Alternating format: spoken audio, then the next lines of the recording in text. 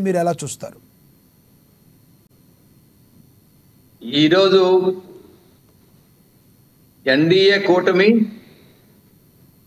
ఇక్కడ ఆంధ్రప్రదేశ్ లో వచ్చింది. గౌరవనీయులు నారా చంద్రబాబు నాయుడు గారు ముఖ్యమంత్రి అయ్యారు, పవన్ కళ్యాణ్ గారు డిప్యూటీ సీఎం గా, బీజేపీ కూడా ఈక్వల్ గా ఉండి ఇక్కడ ఈ రాష్ట్రం ఏ విధంగా ముందుకెళ్ళాలి, ఏ విధంగా ఇప్పుడు ఏదైనా కూడా స్ట్రైట్ గా మాట్లాడితే ఒకటే నేను చెప్తా ఉన్నాను. నేను చెప్పండి, ఏం చెయ్యాలో, ఈ రాష్ట్రాన్ని ఏ విధంగా అభివృద్ధి చేయాలో, ఈ రాష్ట్రాన్ని ఏ విధంగా ముందుకు తీసుకెళ్లాలో, రాజధాని లేని రాష్ట్రాన్ని ఒక రాజధాని నిర్మించి, పోలవరం లాంటి ప్రాజెక్టు నిర్మించి, వైజాగ్ స్టీల్ ప్లాంట్ ని ఏదైతే ఉందో దాన్ని కాపాడుకొని, ఈ విధంగా చాలా రాష్ట్ర ప్రయోజనాలు ఉన్నాయి, రాష్ట్ర అవసరాలు ఉన్నాయి. ఇవన్నీ కూడా మా నాయకులకి, చంద్రబాబు నాయుడు గారికి తెలుసు.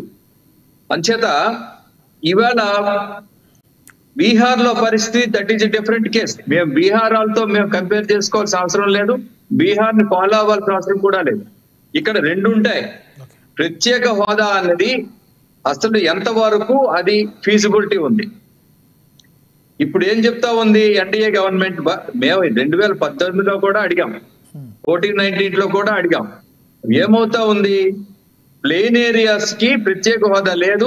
కొన్ని స్ట్రాటజిక్ లొకేషన్స్, ఇంటర్నేషనల్ బార్డర్స్ ఉన్నా, లేకపోతే జాగ్రఫికల్ కండిషన్స్ బాగోకపోయినా, అలాంటికి దేనికైనాను, లేకపోతే మోస్ట్ బ్యాక్వర్డ్ ఏరియాస్ ఉంటాయి.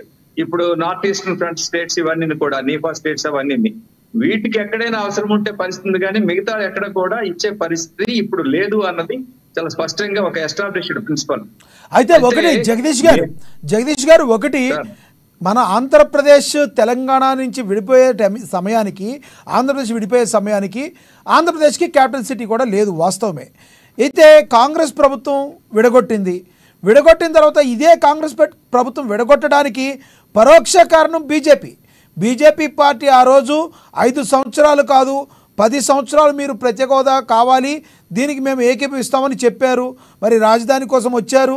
ఆ తర్వాత అనేక నాటకీయ కోణాల మధ్య మరి రాజధాని ముందుకు వెళ్ళలేదు. ఆ తర్వాత చంద్రబాబు గారు రాజధాని నిర్మిద్దాం అనుకున్నారు, అమరావతికి ఓకే జగన్మోహన్ రెడ్డి గారు చెప్పటము, ఆ తర్వాత ప్రభుత్వం మారిన తర్వాత 3 రాజధానులనే స్టాండ్ తీసుకోవడం జగజగా జరిగిపోయాయి. గతం జరిగిపోయింది. కానీ బీజేపీ పార్టీకి ఆంధ్రప్రదేశ్కి తీసుకురావాల్సిన బాధ్యత ఉందా లేదా?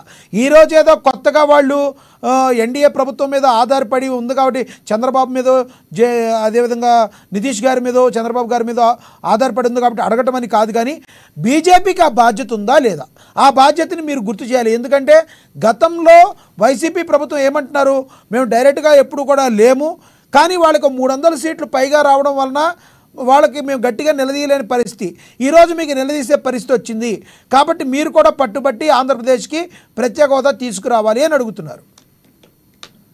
ఇప్పుడు వైకాపా ఏదైతే వైసీపీ పార్టీ ఉందో, వాళ్ళు చేయవలసిన టైంలో వాళ్ళు చేయలేకపోయినప్పుడు వాళ్ళకి ఇవాళ తెలుగుదేశం పార్టీని డిమాండ్ చేసే నైతిక హక్కు కూడా లేదండి. That's a very clear.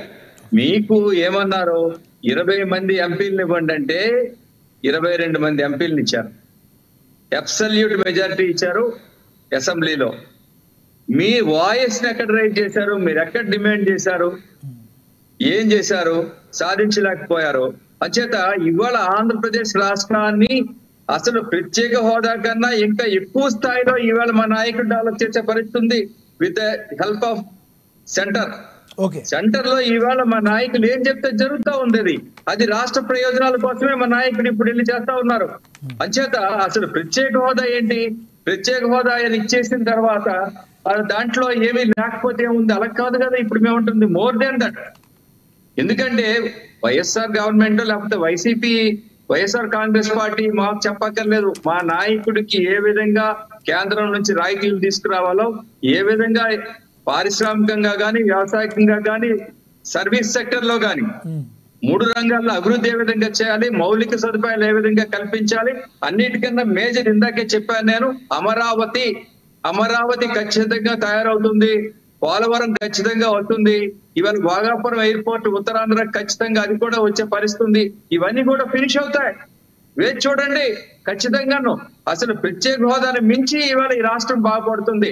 ప్రత్యేక హోదా అనే పెట్టేసి తర్వాత అందులో ఏమి లేకపోతే, హోదా ఇస్తున్నామని చెప్పి లేకపోతే, లేదా ఇంప్లిమెంటేషన్ జరగకపోతే దానివల్ల మళ్ళీ మనం ఇబ్బంది పడతాం. అంచేత చంద్రబాబు నాయుడు గారు ఇవాళ అంతకన్నా ఎక్కువ అన్ని విధాలా కూడా రాష్ట్రాన్ని బాగు చేయడానికి అప్పుడే ఈ 1 month లోనే మీరు చూశారు ఏ విధంగా ఈ ప్రభుత్వం ముందుకెళ్తుందని.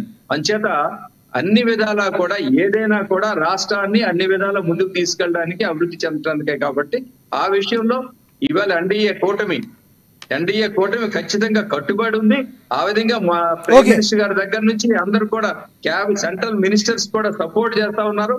ఆ విధంగా అన్ని ముందుకు వస్తా ఉన్నాయి కూడా. అంచేత ఇట్స్ ఏ హ్యాపీనింగ్ గవర్నమెంట్.